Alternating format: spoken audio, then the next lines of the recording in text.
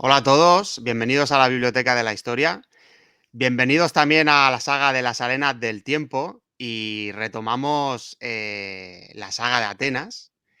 En esta ocasión ya vamos por el capítulo número 13 y como ya venían esperando los oyentes, ya empezamos a meternos ya de lleno en las guerras del Peloponeso, que muchos de vosotros ya estabais ansiosos por que empezara la batalla. Y ahí estamos. ¿Y quién mejor que para que nos cuente lo que ocurrió en aquellas guerras? El historiador y escritor Sergio Alejo Gómez. Bienvenido, Sergio.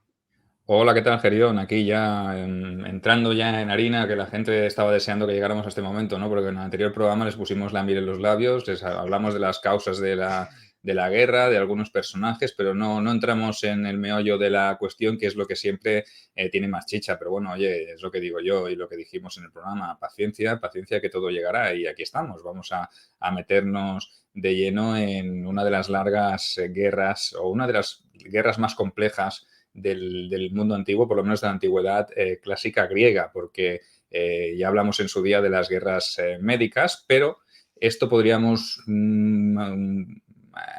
asimilarlo a una especie de guerra civil entre las propias poleis griegas. Ya estamos cambiando la dinámica, ya se preparó el terreno y ya nos metíamos en algo que era una guerra intranacional, ¿no? Porque aunque las propias polis entre ellas no formaran parte de un compendio político unido, sí que es verdad y habíamos visto que en momentos previos, si se habían tenido que unir, lo habían hecho. Entonces, de una guerra internacional, en un contexto internacional como podían haber sido las guerras médicas, pasamos a una guerra más de ámbito nacional, ¿no? En este caso, aunque no fueran, ni se pudiera asimilar el concepto nación al concepto de la Hélade de aquel momento, porque ya sabéis que cada polis iba un poco a su rollo y existían pues las ligas, ¿no? Las famosas ligas, pero sí que es verdad que fue una guerra entre griegos. Ujú.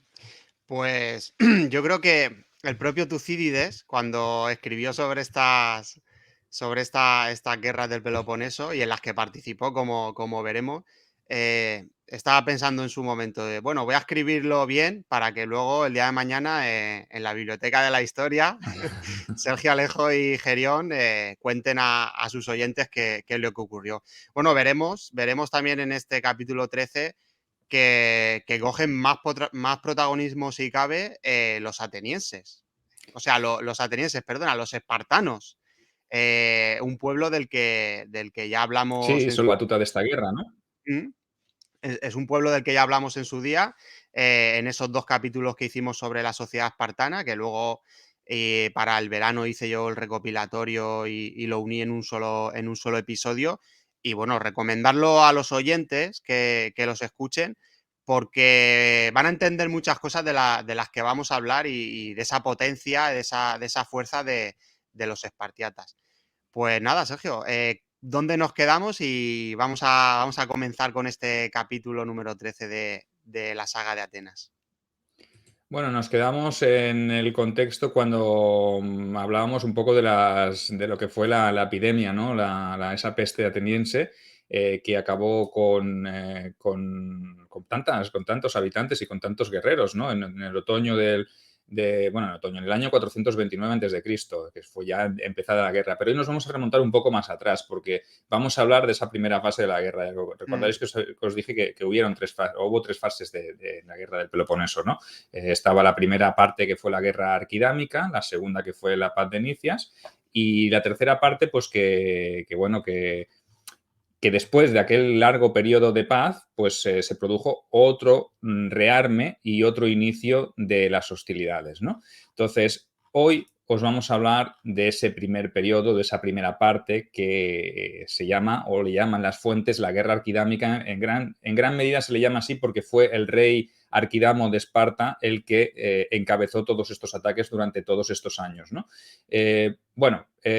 Para empezar, os quiero decir que hay un detalle que para mí es importante antes de comenzar a plantear lo que fueron las operaciones bélicas en sí, que son las cifras, ¿no? Las cifras y los recursos con los que contaba cada uno de los bandos, cada una de las dos ligas, ¿no? Eso es importante. Entonces, si os parece, antes de entrar en el meollo, dictaminamos o especificamos un poco cuáles fueron los efectivos y las unidades y los recursos que tenía cada uno de los dos enemigos, ¿no? En este caso, Atenas, sabemos que contaba con barcos procedentes, por ejemplo, de las ciudades de Quíos, de Lesbos y de Córcira, ¿vale? Mientras que los demás miembros de la Liga de Delos, que eran muchísimas ciudades, aportaban hombres y dinero.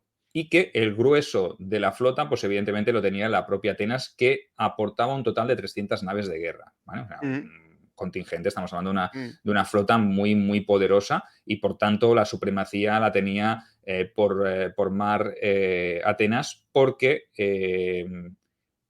los espartanos o la Liga del Peloponeso contaba únicamente con 100 naves. O sea, mm. y los atenienses ya se tenían solo 300 más las que aportaban Quíos, Lesbos y Córcira, y los espartanos tenían 100. Además, las tripulaciones, pues evidentemente eran mucho más profesionales las de la Liga de Delos que las de la Liga del Peloponeso. Entonces, la superioridad naval en este aspecto me parece que es algo muy destacable y que marcaría también el porvenir de la propia guerra, ¿no? Mm. Pero, Esto que has comentado, la Liga de Delos, o sea, si nos sí, retrotraemos a nuestros días, era como una especie de OTAN, ¿no? Cada sí, parte de la liga, cada, digamos, polis griega, aportaba para la guerra lo que podía, lo que tenía, ¿no? Y en ese caso, Esparta, como vemos, digo Esparta, Atenas, perdón, como vemos, era la que tenía la potencia naval y era la que más aportaba. O sea, calificándolo como OTAN, digamos que en este caso Atenas era como si fuera Estados Unidos y luego cada uno de las poligriegas pues era el resto de países actuales de la OTAN y cada uno pues aportaba lo que pudiera. sí, básicamente, aunque hacer los paralelismos modernos Sí, a claro, veces claro. nos meten un poco de caña porque la Sí, gente no lo ve, pero bueno, nos metemos en líos, pero bueno, yo pienso que los oyentes entenderán lo que sí. quiero decir. Porque también se ha hablado mucho últimamente, fíjate, con esto de la guerra en Ucrania, se ha hablado mucho y se ha venido a relucir mucho la figura de Tucídides y del tema de las guerras del Peloponeso, digamos, dos mundos enfrentados, cada uno con digamos, sus objetivos y cada uno que quiere ganar digamos, una cosa y cada uno pues aporta o digamos aporta lo que puede. Y por eso me ha venido a la cabeza y creo que comparar, aunque las comparaciones son odiosas, a la Liga de Delos con la OTAN no es lo más idóneo, pero para que los oyentes hagan una idea.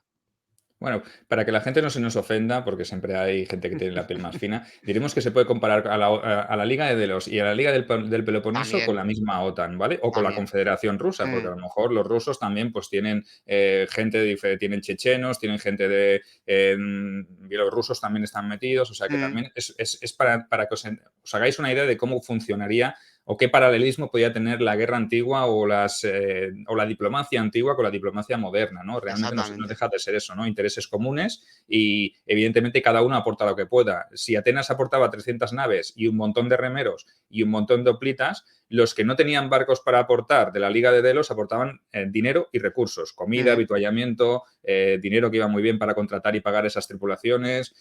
O sea, para que lo entendáis, es esto. Más, lo mismo ocurría con Esparta, que es que Esparta no era solo Esparta, sino que Esparta claro. tenía una liga muy potente detrás Mm, y tenía muchísimas ciudades que aportaban contingentes de guerreros y recursos económicos cuando estos pues no podían hacerlo pues con hombres, ¿no? Con hombres que formaban las falanges, ¿no? Entonces eso hay que es. entenderlo así, ¿no? Entonces, por un lado teníamos lo que os hemos dicho, Atenas, que obviamente tenía un poderío naval indiscutible, pero tenía a su vez un defecto y es que mantener la flota siempre era muchísimo más caro que mantener un ejército de tierra, ¿vale?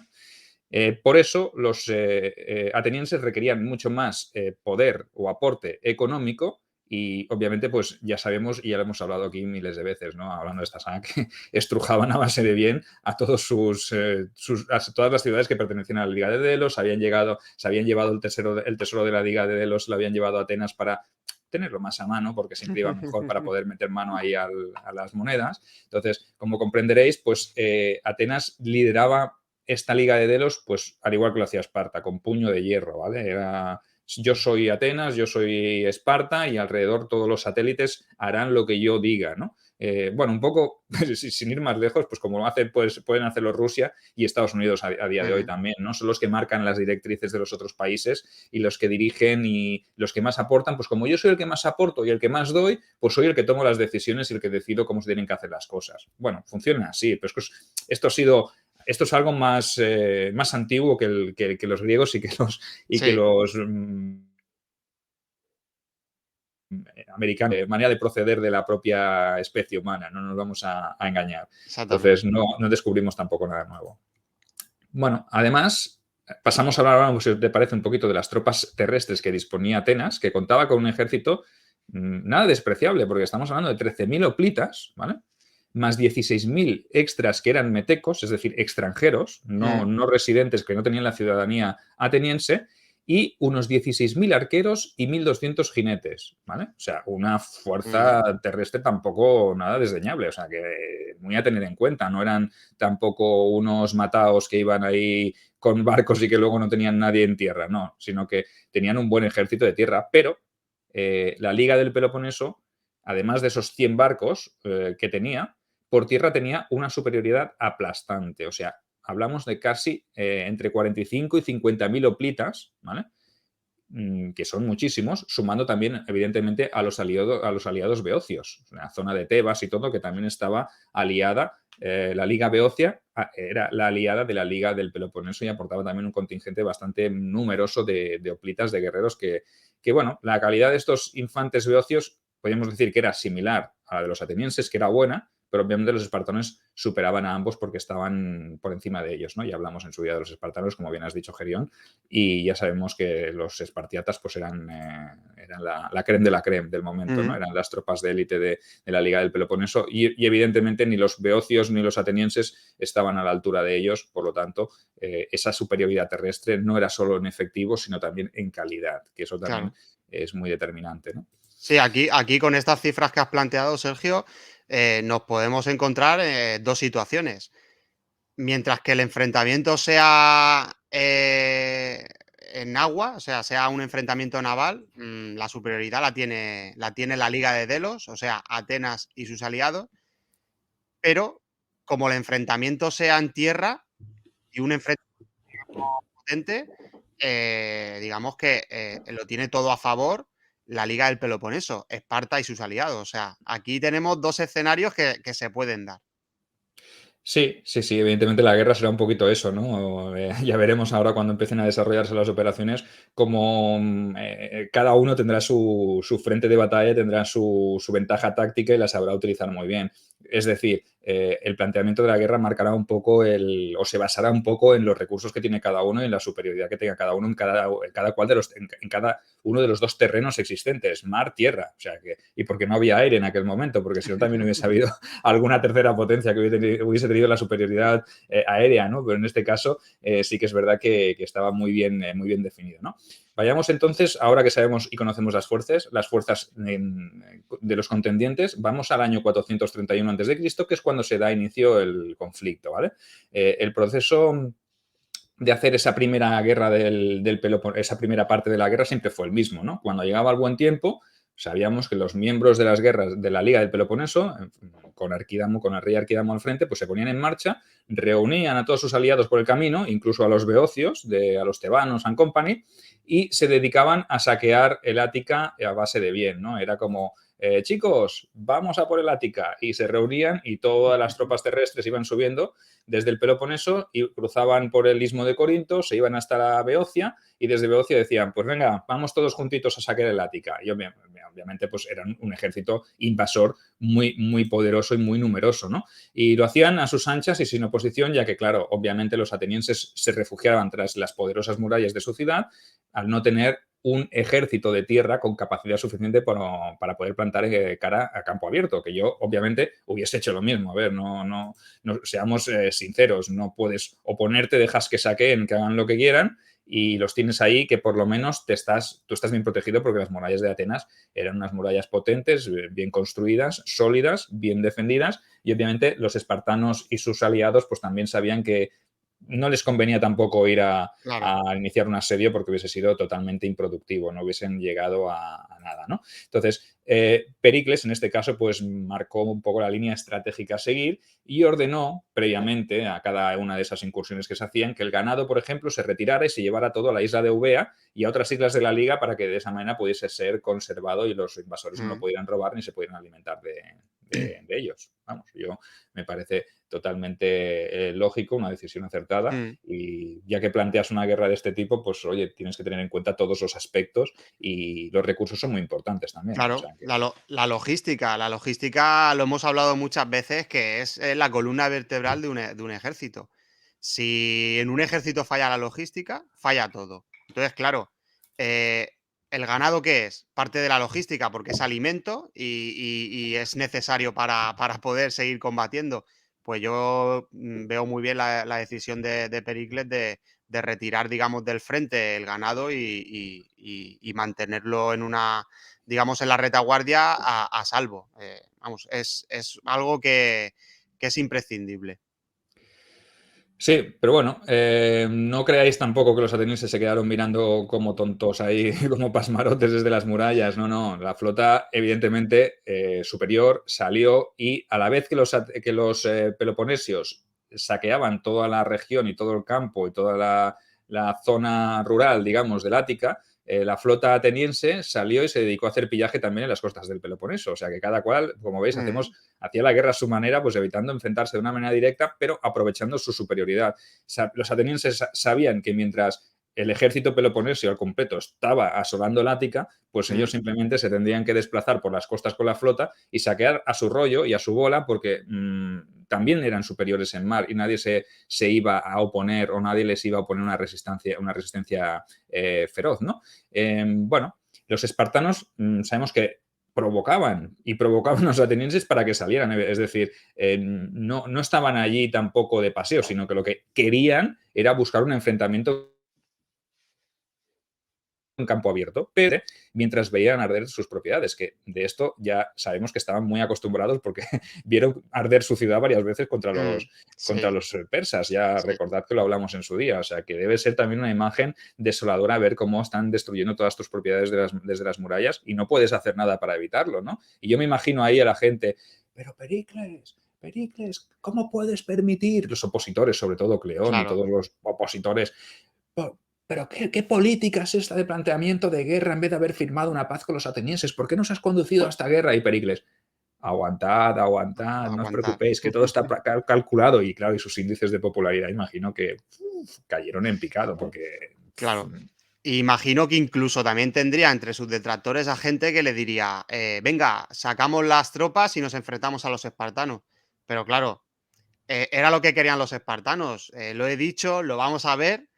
La calidad del ejército espartano era asombrosa y eso es lo que buscaban los espartanos, un enfrentamiento directo contra los atenienses en campo abierto porque ahí tenían la ventaja. pues tú imagínate, desde el año 431 hasta el 429, que es cuando estalla, o cuando aparece ese gran enemigo invisible que claro, que ese ya no entiende de armas ni entiende de nada, que es la epidemia, ¿no? En este Mm, caso, fueron pues 431, 429, hay 430 y 429, 3 años de asolación de la campiña, ¿vale? Y obviamente, pues eso provocaba que toda esa población que vivía dispersa en el ámbito rural, pues tuviera que refugiarse en una ciudad que no tenía la capacidad para tanta gente, realmente no estaba pensada para albergar a tanta gente. Entonces, obviamente, durante 3 años asolando la campiña y la parte rural del Ática, pues eso hizo que cada vez se tuviera que ir agrupando más gente en el interior de la ciudad, ¿no? Y más de 200.000 personas hacinadas, ¿vale? Con todo lo que ello suponía, porque estos refugiados se instalaban en las calles que iban a dar de la ciudad al puerto y consecuentemente pues la situación higiénico-sanitaria se claro. convirtió en el talón de Aquiles, algo con lo que Pericles no contaba, sino no contaba con ese enemigo ni con la aparición de una plaga ni de una epidemia que asolara la ciudad de Atenas, porque si no su planteamiento no hubiese sido del todo incorrecto, en el sentido de que yo sigo haciendo por fuera y aquí nadie me va a entrar. Los recursos los tengo bien guardados, tengo el tesoro bien guardado, voy a poder seguir pagando la flota, voy a tener una fuerza humana y unos recursos importantes y los espartanos pueden estar aquí años, años y años si quieren, porque no van a conseguir nada más que pillaje y pillaje. O sea, lo que vas a hacer es venir y saquear lo que ya saqueaste el año pasado. O sea, que Claro, realmente pero tampoco aporta nada. ahí se juntan 4 factores, que desembocan en lo que es la peste. O sea, mucha población en un sitio pequeño, mala higiene y seguramente mala alimentación. O sea, si unimos esas 4 cosas, ¿qué es lo que cuál es el resultado? Pues las epidemias, las enfermedades. Y esto es lo que pasó, ¿no, Sergio? Sí, correcto. Dicen las fuentes que durante el primer año pues, la cosa fue soportable y que incluso la flota obtuvo algunos éxitos como la toma de Potidea, ¿vale? O la expulsión de los habitantes de Gina de su propia ciudad, ¿vale? Pero claro, durante el primer año y el principios del segundo, pues a lo mejor la cosa iba bien. Pericles pudo decir, bueno, mira, chicos, tampoco nos está yendo tan mal. Miradlo cómo están los espartanos que están aquí plantados y no avanzan. Simplemente nos han saqueado la campiña del Ática. Pero bueno, esto cuando ellos se marchen, nosotros salimos y lo volvemos a plantar todo y a cosechar. Y alguno le diría, sí, sí, lo vamos a cosechar para que vengan el año que viene y se lo coman ellos, ¿no? Digo, bueno, sí, pero realmente esos recursos sigues teniéndolos porque tú los recoges y los vuelves a llevar dentro de la ciudad o los llevas a otra isla de la propia confederación, ¿no? Pero sí que es verdad que a partir del año siguiente, durante esa invasión del Ática por parte del rey Arquidamo y sus huestes, pues la enfermedad asoló Atenas, ¿vale? Y las fuentes comentaron, en este caso, que procedía de Etiopía, de donde pasó a Egipto y al resto de territorios del imperio persa. Y Atenas se dice que entró, obviamente, pues como entran todas las epidemias en la antigüedad, por el puerto, ¿vale? Ujú. Por alguna nave que vino de Persia o de Egipto o de las islas, lo que fuera, y trajo ya su tripulación que estaba contagiada y obviamente eso, con una población tan afinada, pues se extendió desde el puerto pues hacia la ciudad como una, vamos, como los vientos, ¿no? Los Como vientos la traían pólvora. peste, sí, Ujú. sí, sí, como la pólvora, ¿no? Entonces, los primeros casos se dieron en el puerto, estaban confirmados, pero la plaga pronto comenzó a extenderse y se dice que Tucídides fue uno de los primeros en enfermar, ¿no? O sea, imagínate, aunque tuvo la fortuna de sobrevivir para poder hablar de ello después. Fue quizá un designio de los dioses que le permitieron sobrevivir para que luego él mismo fuera el que lo narrara y el que Ujú. nos explicara pues, lo que había visto, ¿no? Porque fue el propio historiador quien dejó datos precisos de la manera de actuar que tenía esta enfermedad, ¿no? Dijo de ella, atención, que cuando atacaba a alguien aparecía primero la fiebre, ¿m? Luego los ojos comenzaban a arderle y simultáneamente aparecía un gusto a sangre en la garganta, que eso provocaba un mal aliento inevitable y que posteriormente aparecía el dolor en el pecho acompañado de violenta tos, además de dolores estomacales. Algunos vomitaban, a otros les salían pústulas, picores que los obligaban a ir desnudos o a arrojarse a pozos de agua fría. Con lo que eso conllevaba, porque si te arrojas a un pozo de agua fría y luego la gente bebe, pues Claro. aquello se propagó pues, de una manera. Pero imaginad lo terrible que era, ¿no? La descripción que nos da Tucídides en sus obras de las guerras del Peloponeso, que nos dice que incluso los enfermos duraban entre 6 y 7 días y que al final fallecían consumidos o bien por la fiebre o por las diarreas incontenibles que los hacían, vamos, deshidratarse y morir, ¿no? Y Claro. según parece, la enfermedad afectaba también a los genitales y a los dedos de las manos y los pies. O sea que es terrible, o sea, Espantoso. una Ujú. epidemia espantosa y eso sin poder salir de las murallas de la ciudad. Yo me imagino a los espartanos desde dentro diciendo, pues, tal, si están cayendo como moscas, ¿para qué nos vamos a esforzar? Si se van a Mm. morir simplemente con este hacinamiento y este confinamiento al que se han sometido ellos voluntariamente, ¿no? O sea, que Ujú. imaginaos, aquello era un foco de infección terrible y ya os digo que Tucídides se quedó espantadísimo y narrar esto y explicarlo con tanto detalle quiere decir que él lo vivió, es que él lo explica porque él tuvo, tenemos un testimonio de primera mano, porque él lo experimentó y luego pudo ver cuál era la evolución de esa enfermedad y cuáles eran los síntomas que eran muy, muy evidentes y muy, muy detectables, ¿no? Sabemos que los propios atenienses llegaron a emparanoiarse tanto que afirmaron que habían sido los espartanos los que habían envenenado los pozos de agua como medida de presión para terminar con la guerra lo antes posible. Imaginaos hasta qué punto estaban obcecados y asustados, porque esto tiene que ser un miedo terrible. No poder combatir a un enemigo invisible es lo peor que se puede echar una ciudad a la cara, ¿no? Sobre ese tipo de epidemia que asoló Atenas, pues siempre se había creído que se trataba de la peste bubónica, ¿vale? Siempre los estudiosos, los investigadores más modernos habían dicho que se trataba o que podía ser un brote de peste bubónica, pero no aparecieron bubas, ¿vale?, que es lo que hace característico esta enfermedad, y por eso los expertos posteriormente se decantaron por una especie de fiebre tifoidea o incluso por la viruela, ¿vale? Eso es lo que se postula hoy en día, que no se postula, que es se postula, como enfermedad que asoló esa gran peste. Hay que entender que en la antigüedad a todas las epidemias se les llamaban pestes, ¿vale? Claro. No, no quiere decir que todas las epidemias, la peste antonina o la peste cipriana o la peste de Cartago que se vio en la isla de Sicilia, si fueran peste, sino que se les llamaba peste a todas las epidemias sin poder determinar qué era el patógeno que las causaba.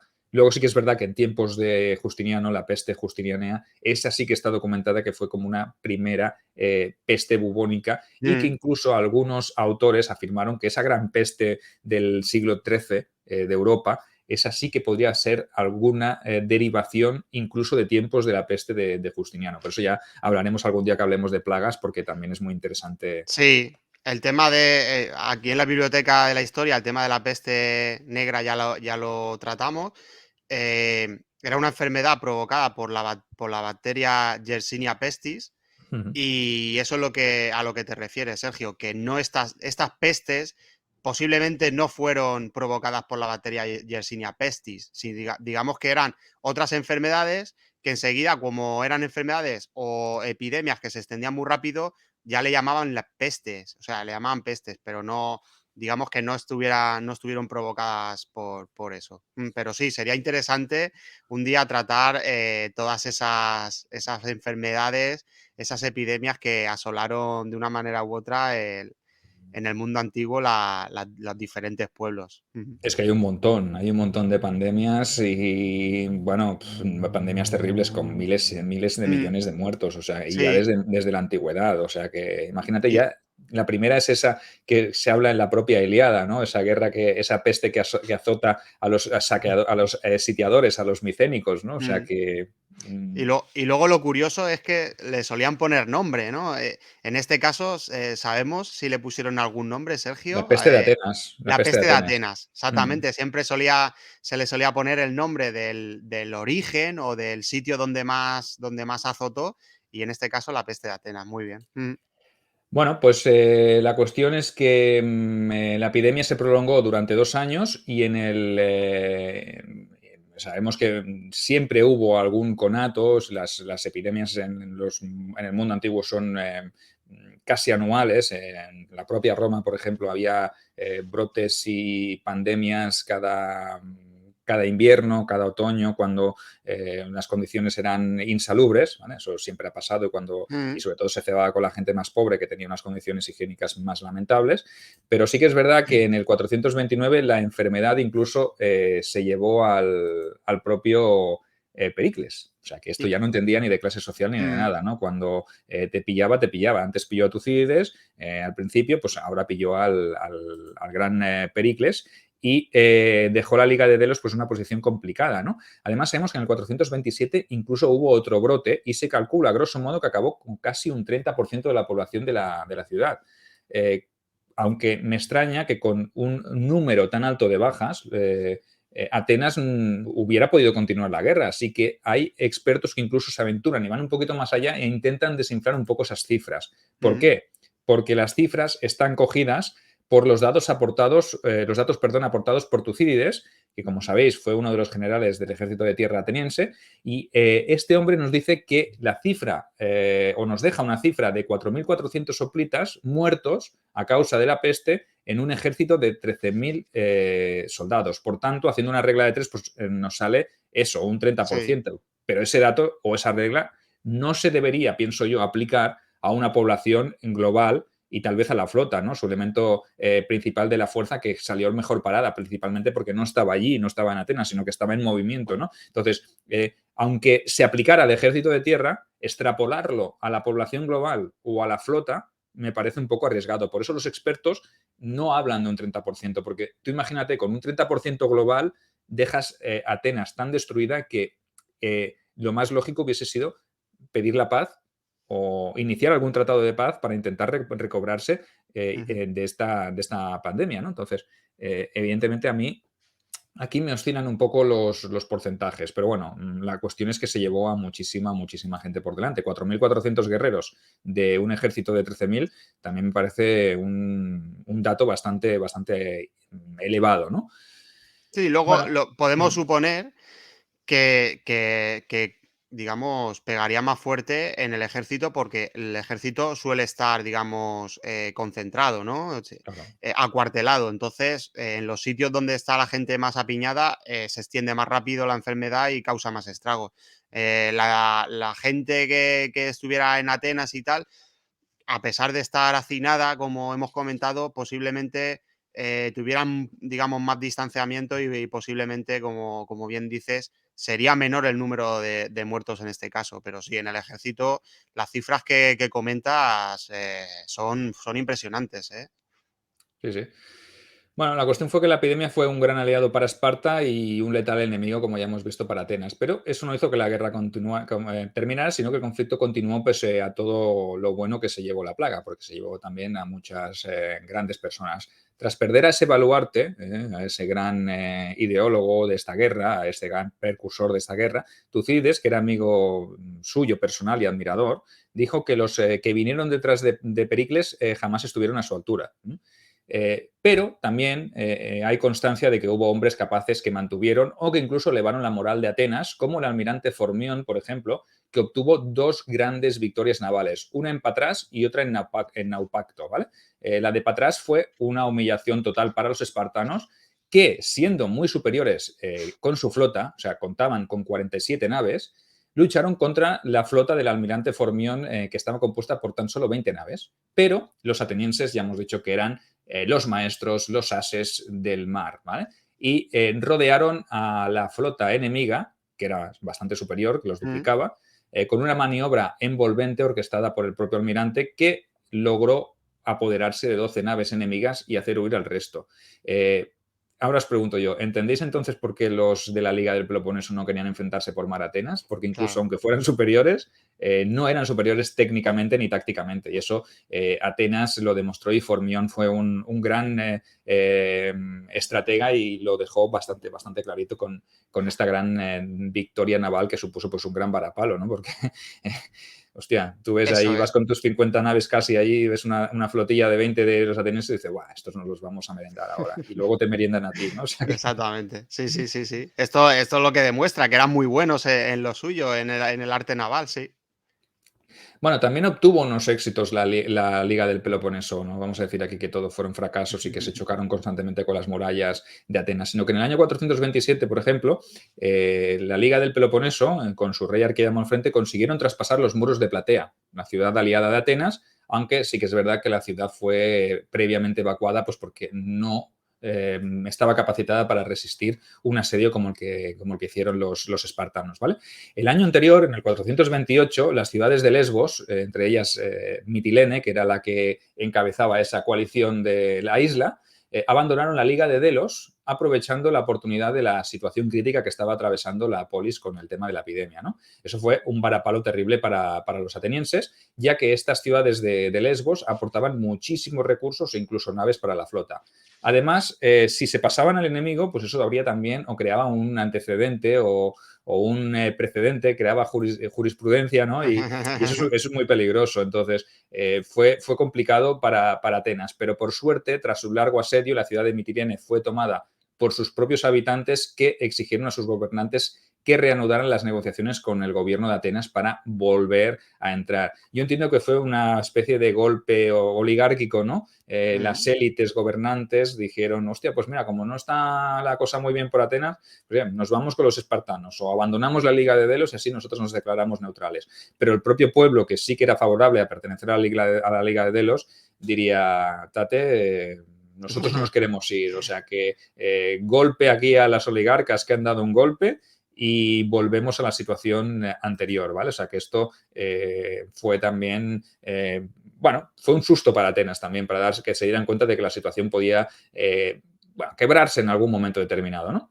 Es un cambio de chaqueta en toda regla. Sí, sí, sí, Pero, total. pero esto lo hemos visto a lo largo de la historia en casi todas las guerras. Cuando un bando estaba compuesto por varias naciones, varios contendientes, cuando en un momento dado ha habido debilidad o que se veían que estaban perdiendo, siempre ha habido uno, digamos, el más espabilado o el más avispado, ha dicho, mira, me cambio de bando en este momento, este es el momento idóneo porque yo siempre estoy con el vencedor, ¿no? Y en este caso, los oligarcas, como has dicho, de aquí, pues dijeron, venga, vamos a cambiarnos, pero claro, la población estaba ahí al tanto y dijeron, no, no, no, que nos mantenemos con Atenas, que esto no puede ser. Correcto. Bueno, por ejemplo, en el año 425 a.C.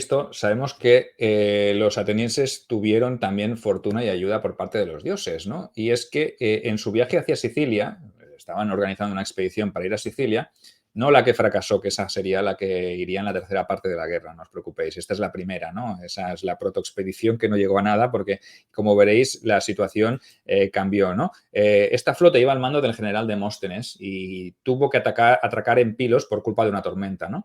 Y la fortuna quiso que los atenienses se dieran cuenta de que había una posición estratégica allí, ¿no? Que había una ubicación muy buena en las costas del Peloponeso, las costas occidentales del Peloponeso, donde se ubicaba la región de Mesenia. Recordad, donde estaban asentados los antiguos ilotas, esclavos de los espartanos, aquellos que siempre trabajaban para ellos, pero que en este momento se convertirían en, podríamos decir, en aliados de la Liga del Peloponeso, de la Liga de Delos, ¿no? Porque recordad que había habido los terremotos de Atenas, que los espartanos habían aceptado liberar a algunos mesenios, pues estos mesenios se habían asentado también en la zona de occidental, en la costa occidental del Peloponeso, ¿no?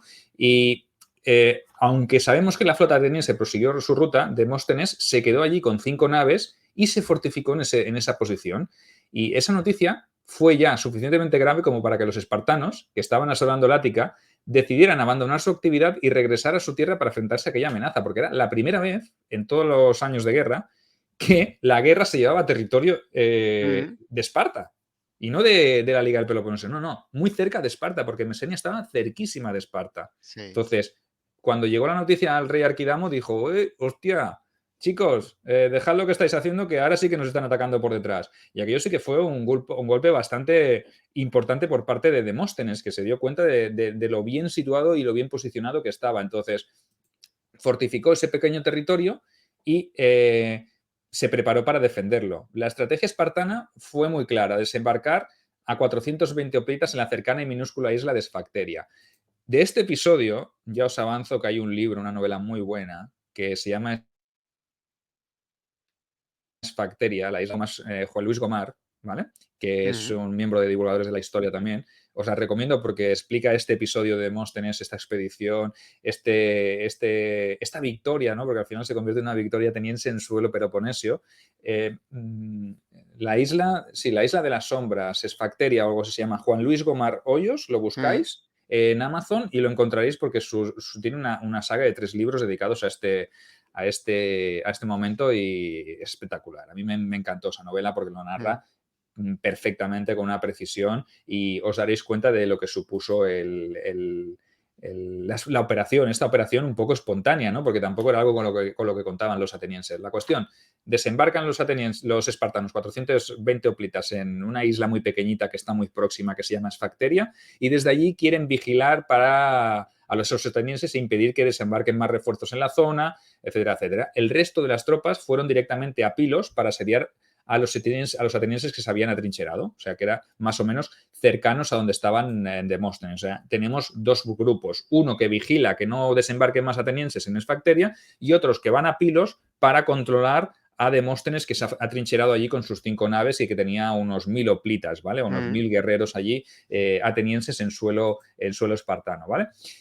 Demóstenes sabemos que había enviado previamente varios barcos a pedir refuerzos, ya que sabía que para defender la posición los 1000 hoplitos eran muy pocos. Y esa flota que se había parado en Pilos, pero que había continuado luego dirección a Sicilia, lo que hace es, cuando recibe la información de que los espartanos van a venir, lo que hace es girar y vuelve a ir hacia la zona de Pilos, ¿vale? O sea que la flota que iba a Sicilia da la vuelta para socorrer a los compatriotas. Y esa flota es la que sorprende a los espartanos, que a duras penas pues logran escabullirse. Pero al huir, esos espartanos que estaban asediando Pilos, ¿qué hacen? Pues se olvidan de los 420 espartanos que están en Esfacteria. Dice, coño, nos los hemos dejado. Dice, bueno, sí, sí, pero ahora sí que están totalmente bloqueados porque Ostras. es un golpe para Esparta durísimo, porque más de la mitad de los hombres eran espartiatas y en esa época no es que andaran sobrados de espartiatas, o sea que tenerlos Claro. allí encerrados, porque no podían salir, era una isla que estaban prácticamente dependían del avituallamiento externo y lo que hace la flota ateniense es imponer un bloqueo. No hace falta hacer nada más, simplemente los bloqueas y los dejas allí que se mueran de hambre porque no necesitas nada y a partir de ahí te da un cierto poder para negociar, ¿vale? O sea que eso es muy, muy importante, ¿no? Claro, recordemos a los oyentes que los espartiatas, desde bien pequeños, a los 6 años empezaban la gogué y era toda una vida de entrenamiento. O sea, Correcto. eso sé que era una vida para ser un auténtico soldado, y claro, eso era muy valioso. No es lo mismo, como han hecho otros ejércitos a lo largo de la historia, que cogen a un campesino, le dan un arma, lo entrenan un poco y venga, al combate, ¿vale? Es una vida que se pierde si muere ese campesino, pero digamos que es muy fácilmente reemplazable. Se coge otro campesino, le das otra vez el arma, lo entrenas y otra vez al combate. Pero un espartiata, o sea, un Mm. espartano que ha hecho la gogué, que ha estado toda la vida entrenándose para ser soldado, eso es irreemplazable. Eso es una generación que se ha perdido. O sea, que imaginaos lo importantes que eran estos espartanos. Sí, sí, fue un duro golpe, tan fuerte que los espartanos, o sea, los éforos, todos los reyes, solicitaron pues, a Atenas que les dejara enviar provisiones a esa gente para que no se murieran se murieran de hambre y de inanición, porque estaban ahí totalmente aislados, en una isla totalmente pelada, o sea, que no había nada, no había ni caza, no había alimento, no había nada, era un pequeño islote que estaba muy cerca de Pilos, pero que era totalmente deshabitado, no había caza ni se podía nutrir el contingente de 420 hombres que estaba allí, ¿no? En este caso, lo que pedía Esparta es que fueran un poco humanos, ¿no? Y que se envió incluso una embajada a Atenas que pedía también una tregua en señal de hermandad, ¿no? Es decir, oye, pues mira, vosotros habéis sufrido esto por la peste, habéis hecho esto, pues ahora nosotros tenemos a los espartiatas allí. Tú imagínate, pedían incluso iniciar unas negociaciones de paz por solo 420 hombres. O sea, que imagínate Para lo que veamos importante la que eran. importancia. Sí, sí, sí. Es un detalle muy, muy importante. Lo que pasa que Cleón, el líder de la Asamblea Popular, un radical extremo, totalmente opuesto a la ideología de Pericles y de sus seguidores, exigió la devolución de varios puertos arrebatados en su día a la ciudad de Atenas, a cambio de que se les dejara llevar habituallamiento. Pero Esparta, obviamente, pues no aceptó esa petición porque en todo caso era muy desproporcionada y lo encontraron pues que para alimentar a 420 hombres, por muy importantes que fueran, ceder el control de puertos que se habían conquistado pues les parecía demasiado ambicioso, ¿no? Entonces el bloqueo se reanudó y los atenienses pensaron que había llegado ya el momento de dar un paso al frente y ya que los tenían ahí encerrados, pues si para los espartanos eran tan importantes, tenerlos, o sea, solo teniéndolos aislados, imagínate lo importante que sería si los tuvieran capturados. Si ellos los tuvieran como rehenes, eso podía ser una moneda de cambio Ujú. para conseguir lo que quisieran y más, ¿vale? Entonces, se empezaron a plantear la posibilidad de hacer una operación anfibia, ¿no? Una operación de anfibia, de desembarco e intentar capturar a esos espartanos. Bueno, el general Nicias, que era el general de las operaciones, no lo veía muy claro y Cleón, el radical que os hemos dicho, pues tomó el mando de las operaciones. Cleón se hizo acompañar de Demóstenes, que había sido el precursor de esta gran operación en Pilos, que había sido el que había optado por desembarcar, fortificarse y provocar toda esta situación. Y de 800 hoplitas, 800 arqueros y 800 peltastas que se desembarcaron en la isla para capturar a los espartanos. Estamos hablando de un ejército muy numeroso. Además, como el enemigo era terrible, porque eran terribles, se trajeron también marineros y aliados mesenios, llegando, según dicen las fuentes, a ser más de 10.000 efectivos. Escucha, tenían mucho miedo, a estos espartanos, ¿eh? Tenían más miedo que Carracuca. Yo me imagino a Cleón ahí, ¿sabes? Venga, chicos, desembarcad. Y salen 10.000 y él ahí al final mirando desde el barco, ¿sabes? Oye, que ahí se escapa uno, ¿sabes? Desde lejos. No, pero bueno, que sí que es verdad que era temible, ¿no? 400 ¿cuántos hemos dicho? 420 espartiatas, ¿vale? Bueno, entre espartiatas y aliados. Y 10.000 de la Liga de Delos, tú imagínate, ¿no? Aquello, no sé si había espacio suficiente en la isla para que cabieran ahí 10.000 hombres, pero bueno, me parece que no era muy grande, ¿no? Pero pues aquello la tomaron que no había salida posible, ¿no?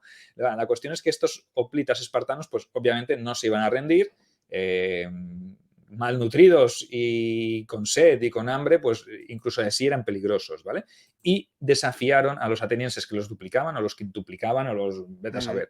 Y se enfrentaron a ellos, pero obviamente los atenienses, ávidos como eran y listos e inteligentes, sabían a quién se enfrentaban y lo que hicieron fue lanzar todo lo que tenían contra ellos desde lejos, ¿vale?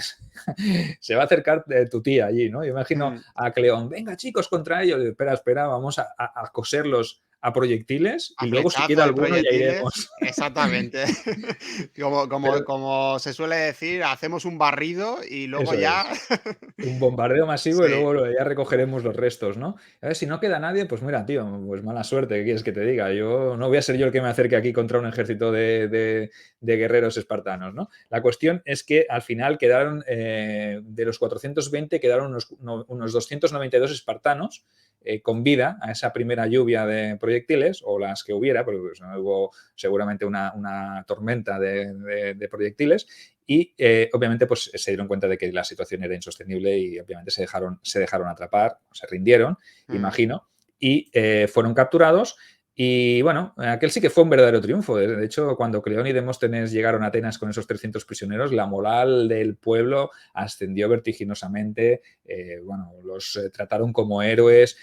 Valían tanto esos espartanos que al año siguiente se cancelaron las operaciones de invasión del Ática. O sea, se anularon.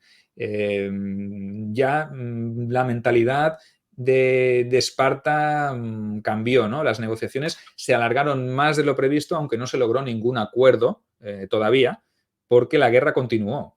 Pero en el año 424 a.C., los espartanos lograron tomar la ciudad de Anfípolis. Tucídides pagó los platos rotos, ya que fue él el que no llegó a tiempo para levantar ese asedio. ¿Y a que no sabes lo que le pasó a Tucídides?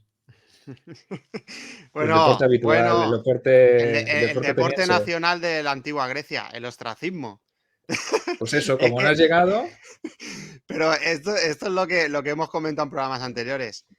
En la antigua Grecia, si no te llevaban al ostracismo, aunque fuera una sola vez, no eras un no, auténtico griego, ¿eh? claro, tío, coño, Y no llegabas a nada. no llegabas a nada, tío. El ostracismo era como una parte de la carrera política también, ¿no? Para Vaya. ser un gran político y un gran hombre, pues tendrías que pasar por tu ostracismo de serie, ¿no? Cuando te Sí, sí, sí, enviaban, sí. imagínate ahí tú Cides, hostia, tengo 40 o 40 y pico años y todavía no me han enviado al ostracismo. Vaya mierda de vida, ¿no? Qué bueno, sí, sí, sí, así es. Soy un tío que no merezco estar. Esto es como cuando Julio César llegó allí y dijo, hostia, tengo la edad que tengo y todavía no he conquistado un imperio como hizo Alejandro con 30 y pico, ¿no? Pues lo mismo, ¿no? Hostia, Tucídides diciéndole a un amigo, oye, en un banquete, hostia, pues ¿no te parece raro que todavía no me hayan enviado al ostracismo? Y digo, tranquilo que todo llegará, no te preocupes, el día menos pensado te llega. Qué Pues bueno. fue este año, en el 424, después del asedio de Potidea, bueno, de la toma de Potidea por parte de los espartanos, y él, como no llegó a tiempo, pues lo pagó, ¿no? Bueno, la cuestión es que en el 422, Cleón lleva un ejército también a Potidea para recuperar el control de la ciudad, pero además de sufrir una dolorosa derrota, también pereció en el campo de batalla. Pero no fue el único personaje importante que pereció en esta guerra. Ya hemos dicho que había muerto Pericles en su momento. Ahora perecía Cleón, pero es que también pereció en este momento uno de los grandes generales, una de las grandes figuras del otro bando también, el general Brásidas, también, que fue un militar muy, muy destacado dentro del ejército peloponesio, una institución que también falleció en esta guerra, ¿vale? Sin Cleón, pues se abrió un resquicio de paz, ¿vale? Porque realmente era Cleón el radical, el que siempre abogaba por continuar la guerra, no darles ni agua ni tregua a los espartanos, y sin él, pues fue Nicias, que participó también en la operación, bueno, que se echó un poco al lado en la operación aquella de asalto a la isla de Esfacteria, quien tomó un poco el control y se encargó de buscar un acuerdo o intentar entablar unas negociaciones con los espartanos y que se consiguieron, o se firmó un tratado en el año 421 a.C., el año siguiente, ¿vale? Y bueno, y ya pues, ya que hablamos de nombres y tal, pues todo tiene su nombre en esta vida, y a la paz que se consiguió en el año 421, pues también se le puso un nombre. Y como la firmó o la consiguió o la propuso Nicias, ¿sabes cómo la llamaron? La paz de Nicias, ¿no? Sí, Este era sencillo. esta paz tiene toda la pinta, bueno, como ya lo sabemos, ¿no? Pero de decir, bueno, periodo de paz, pero vamos a reforzarnos, vamos a seguir armándonos, porque esto tiene toda la pinta de que esto no va a acabar aquí y vamos a tener que seguir dándonos palos los unos a los otros. Pues sí, esta paz se firmó para 50 años, ¿vale? Pero muy ambicioso, demasiado Sí, ambicioso me parece a mí. con los periodos tan turbulentos que se estaban viviendo en esos momentos, firmar una paz para 50 años me parece a mí, como bien dices tú, muy ambicioso porque ahí en ese momento yo creo que cualquier chispa hacía que otra vez se liara la cosa. Bueno, este tratado debía durar esos 50 años y devolvía prisioneros y territorios a ambas ligas, pues dejando la situación como estaba antes de iniciarse la guerra. ¿Qué fue de los prisioneros de Esfacteria? Pues es posible que los que quedaran con vida, porque habían pasado unos cuantos años que habían estado recluidos en Atenas, también es verdad que algunos perecieran de inanición, de enfermedades, por las heridas y todo.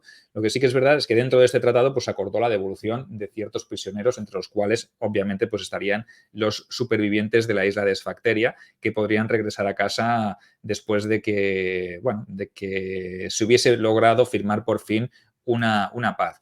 Una paz, pero como ya has dicho tú, una paz muy frágil, porque, por ejemplo, los megarenses, los tebanos y los corintios, aliados todos de la Liga del Peloponeso, formaban parte de la alianza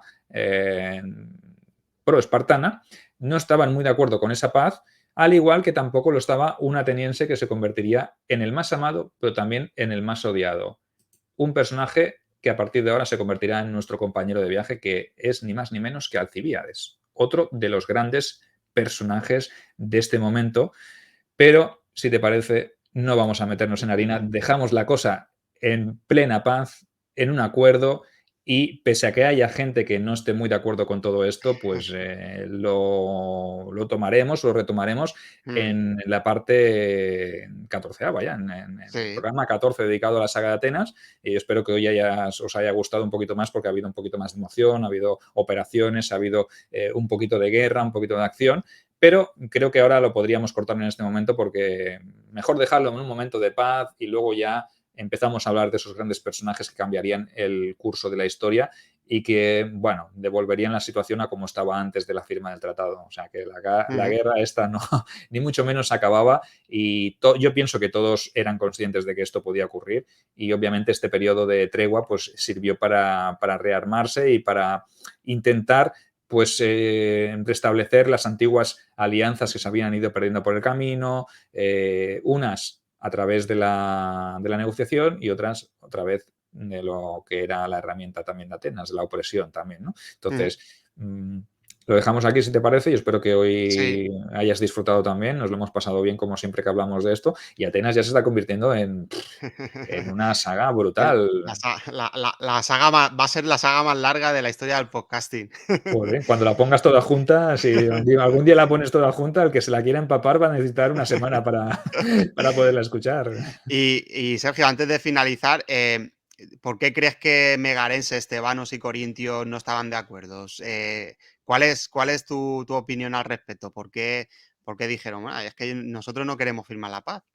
Pues porque tampoco les había ido tan mal por tierra, ¿no? Vale, vale, vale. Realmente no habían tenido ninguna derrota, excepto lo de Esfacteria, y dejando aparte el mar, habían conseguido el control de Potidea, habían derrotado allá al ejército de Cleón, y en ese momento quizás pues no era factible tampoco firmar una paz. Ahora que Mm, estaba Atenas un poquito tocada también, después de todo lo de la peste, de lo de Potidea, pues oye, tampoco era un momento para firmar la paz. Pero, evidentemente, quizá en el fondo de todo esto, de esta situación, que era Esparta la que mandaba y la que decidía cuándo se firmaba una eso paz o es, cuándo no, eso es. todavía estaba en la mente el tratar de recuperar a esos prisioneros de Esfacteria. A lo mejor los aliados no lo entendían, pero para ellos era muy importante. Entonces tú dices, hostia, pues tenemos la oportunidad ahora que los atenienses han fracasado y que Cleón ha muerto y tenemos un político en Atenas como es Nicias que va a facilitar más el tratado y nos va a permitir tener una posibilidad de recuperar a los nuestros, pues entremos por ahí, ¿no? Porque a lo mejor si podemos recuperar a 100 o a 200,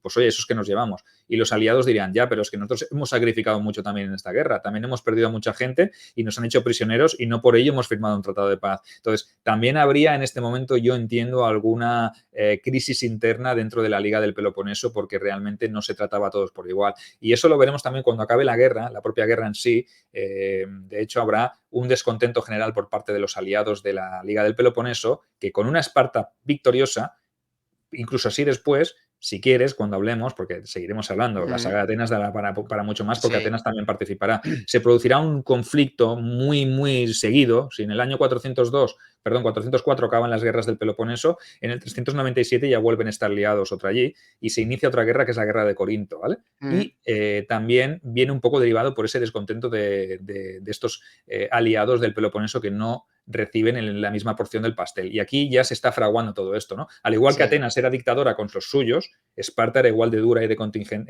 contundente con sus propios aliados. Entonces esto ya es un clima de desgaste y de malestar que obviamente se irá cociendo y que al final, pues lo que decíamos, ¿no? Las grandes potencias son las que deciden las líneas de trabajo y las líneas de proceder Exactamente. de toda la liga. Y eso es, a mi parecer, un error porque los aliados hay que tenerlos en cuenta porque en un momento determinado te pueden Claro. ayudar o te pueden hacer la guerra como pasará después. Pero bueno, no me quiero anticipar tampoco porque aún quedan muchos años para llegar allí, pero sí que os avanzamos que habrá más guerra después del Peloponeso, no os preocupéis que hay guerra para rato. Pues sí, como has dicho, a los oyentes no les gustará que lo dejemos aquí, pero yo creo que en esta paz de Inicia es buen momento. Y ya en el capítulo número 14 continuaremos con estas guerras del Peloponeso. Como siempre, Sergio, muchas gracias. Recomendar todos tus libros, que son por el momento 11 libros que llevas escritos. Los tres ensayos los tengo aquí atrás, los tres ensayos de ¿Sabías qué? El primero de ellos, ¿Sabías qué? Curiosidades del mundo antiguo. El segundo, Un paseo por la antigua Roma, son curiosidades sobre Roma.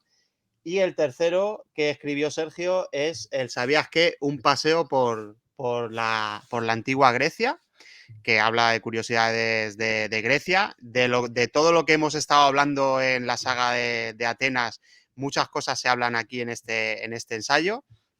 Luego también tiene por el momento 8 novelas, tiene la cuatrilogía de Tito Valerio Nerva, en la que narra las aventuras y desventuras de las legiones en época de Augusto, ¿no, Sergio?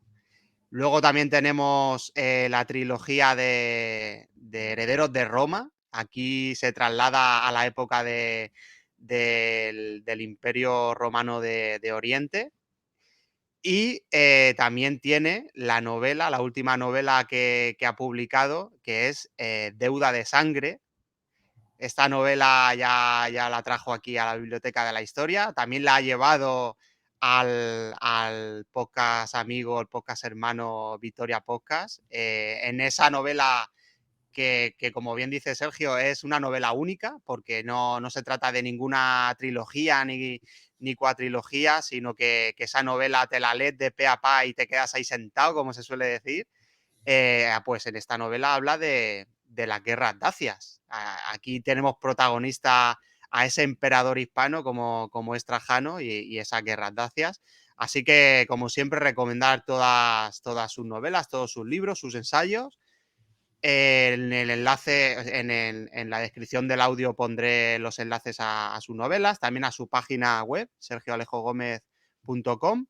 Y también recomendar su programa que hace con Ángel Portillo, que es Calamares a la Romana, donde nos traen esas cápsulas de la historia antigua, de esa Roma, que hace las delicias de todos los que amamos la historia. Así que, como siempre, recomendar todos los trabajos de Sergio Alejo porque la verdad que vive para ello y lo demuestra con la pasión que le pone en sus trabajos.